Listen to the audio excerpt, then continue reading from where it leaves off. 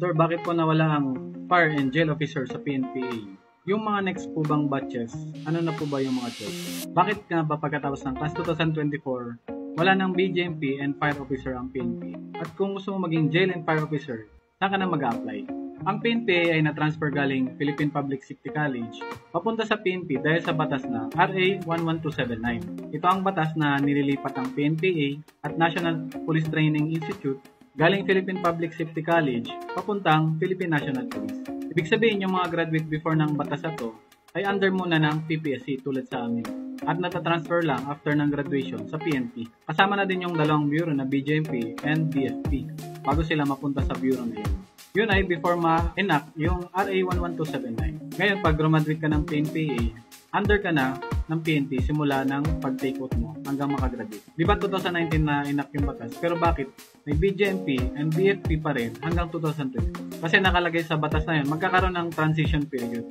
Ibig sabihin, sa loob ng 5 years from 2019 hanggang 2024, magkakaroon muna ng graduate ng BJMP and BFP ang PNPA. Para saan ba yung transition period na yun?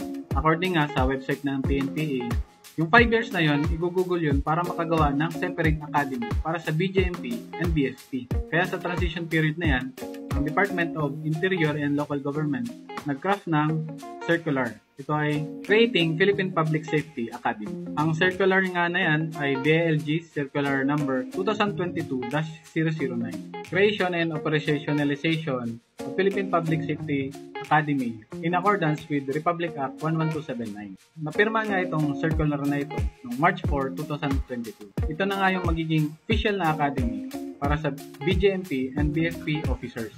Konting background lang, ang PPSA nga nagkaroon ng historic pioneering batch nila for class 2024. Nagkaroon nga sila ng 100 cadets, 50 sa fire officer and 50 sa jail officer. 78 na lalaki at 22 na babae. Ang batch nga na ito ay puro in-service. Either fire officer 1 and 2 and jail officer 1 and 2. Kailangan nga in-service ka na para makapasok sa academy natin. Ibig sabihin nga ng in-service, nagtatrabaho ka na bilang fire officer and jail officer. May mga gusto pa ba kayong malaman about PPSA? Comment nyo naman. Sana marami kayong natutunan. Kita-kita tayo sa next video. Maraming salamat.